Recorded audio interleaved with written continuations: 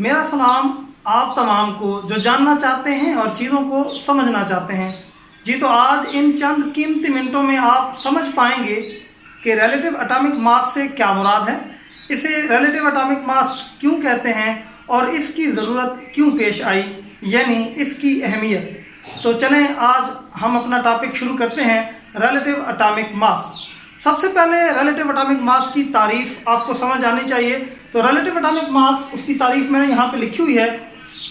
Relative atomic mass is the mass of an atom of an element.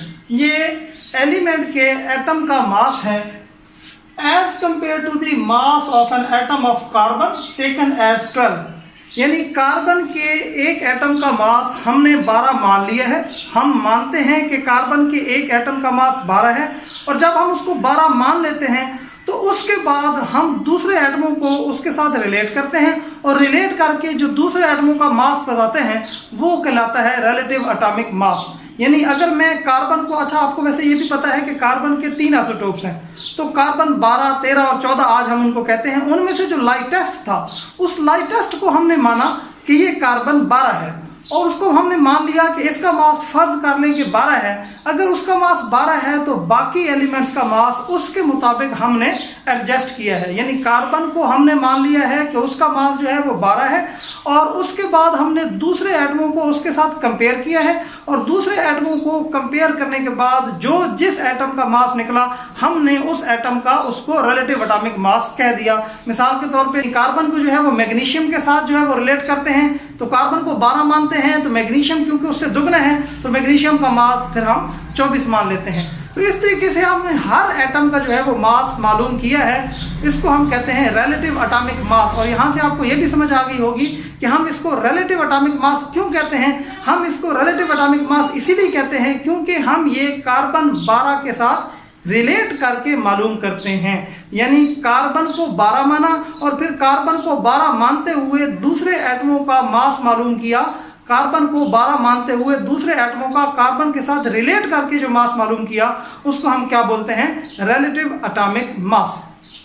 तो next हम चलते हैं कि अब आपको पता है ये एक मिकदार है। रिलेटिव एटॉमिक मास जो है मास है, मास एक मिकदार है, तो उसका कोई ना कोई यूनिट होगा।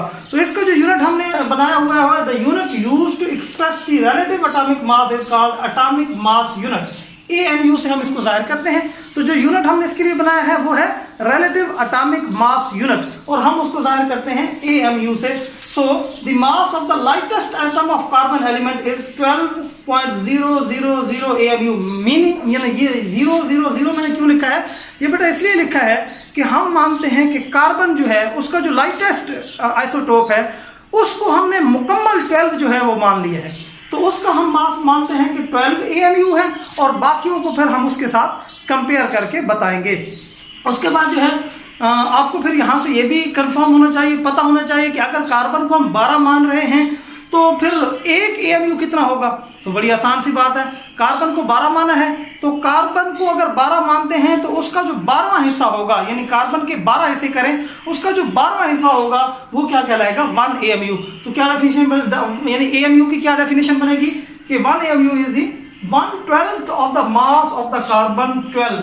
यानी कार्बन 12 का जो 12वां हिस्सा है इज कॉल्ड 1 AMU, उसको हम 1 AMU कहते हैं।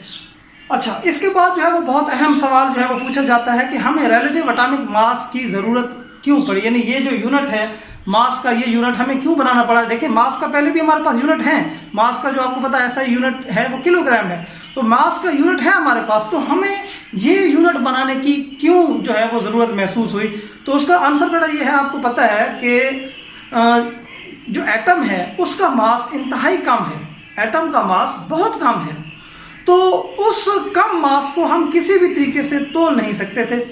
तो हमने जो है उसका एक तरीकाकार ढूंढा कि हमने, जैसे नेक्स्ट जो है टॉपिक में आपको मास स्पेक्ट्रोमेट्री भी जो है वो पढ़ाऊंगा, उसमें हमने क्या किया कि हमने कार्बन को 12 माना और दूसरे एटमों को उसके साथ रिलेट करके एक यूनिट बनाया। इस तरीके से हम एटमों को माप पाते हैं। देखें, अगर हम ये यूनिट नहीं बनाते तो हमारे पास कोई ऐसा तरीकाकार नहीं था कि जिसके ज़रिए से हम एटमों का मास मालूम कर सकें। तो आप इसको देखेंगे कि as we know the masses of the atoms are extremely small. जैसा कि हमें पता है कि एटमों के मासेस बहुत स्मॉल होते हैं। We do not have any balance, हमारे पास कोई ऐसा तराजू नहीं है to weigh such an extremely small mass. इतने स्मॉल मास को वे करने के लिए हमारे पास कोई जो है वो ऐसा बैलेंस नहीं है।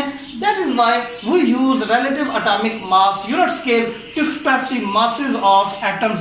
इसीलिए एटमों के मासेस को एक्सप्रेस करने के लिए हमने ये यूनिट जो है रिलेटिव एटॉमिक मास यूनिट जो है वो बनाया है। तो इसकी कुछ एग्जांपल्स ले लेते हैं। फॉर एग्जांपल मेरे पास एलिमेंट हो हाइड्रोजन, तो उसका जो रिलेटिव एटॉमिक मास यानी जब हमने उसको कार्बन के साथ कंपेयर किया, कार्बन को 12 माना, उसके साथ जब कंपेयर किया तो जो इसका मास निकला वो है 1.008 AMUs। इसी तरीके से जब हम ऑक्सीजन को कंपेयर करते हैं, इन कार्बन के लाइटेस्ट एटम को 12 मानते हैं और उसके बाद हम ऑक्सीजन को कंपेयर करते हैं तो उसका मास निकलता है 15.9994 AMU। और इसी तरीके से जब हम क्लोरीन को कंपेयर करते हैं, क्लोरीन एलिमेंट को कंपेयर करते हैं तो उसका मास निकलता है 35.453 AMU। बेटा नेक्स्ट आने वाली वीडियोस में मैं आपको जो है वो ये भी बताऊंगा कि हम ये कंपेयर कैसे करते हैं और ये भी इस चीज़ की भी एक्सप्लेनेशन करूंगा कि कार्बन को तो हमने पूरा जो है वो 12.00 और यहाँ पे जो है वो पॉइंट्स और ये फ्रैक्शंस में आंसर्स क्यों आ रहे हैं, ये भी नेक्स्ट वीडियोस में जो है वो मैं आपको ज़रूर बताऊंगा। यहाँ तक जो है वो इतना ही काफ़ी है। आपको अगर समझ आई है, अगर आपको ये टॉपिक क्लियर हुआ है तो बेटा आप ज़रूर वीडियो को लाइक करें और अगर आपने कोई क्वेश्चन पूछना है या अप्रिशिएट करना है तो ज़रूर आप कमेंट करें और मज़ीद ऐसी वीडियोस देखने के लिए आप चैनल को सब्सक्राइब भी ज़रूर करें। अल्लाह हाफ़िज़।